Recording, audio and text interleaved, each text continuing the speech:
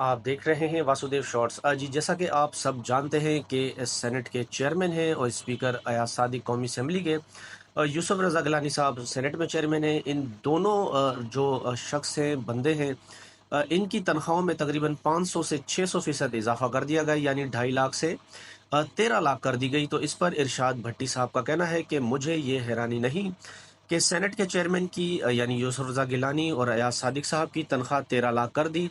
मुझे इस बात पर भी हैरानी नहीं है कि उनकी तनख्वाह का जो उनको अलाउंस दिया गया है या तनख्वाह बढ़ाई गई है, उसका इतलाक जो है 1 जनवरी 2025 से होगा। मुझे वो कहते हैं कि हैरानी इस बात पे है कि आईएमएफ को भी इस फैसले पर कोई एतराज़ ना हुआ। वो कहते हैं कि मुझे मालूम है कि जो पाकिस्तान की अशराफिया है ये बड़ी जालिम है, लेकिन आईएमएफ से वो कहते हैं मुझे ऐसी उम्मीद नहीं थी, और जो उनकी तनख्वाहों में इजाफा हुआ है आईएमएफ की जानिब से कोई एतराज़ ना किया गया। मुझे इस बात की हैरानी है।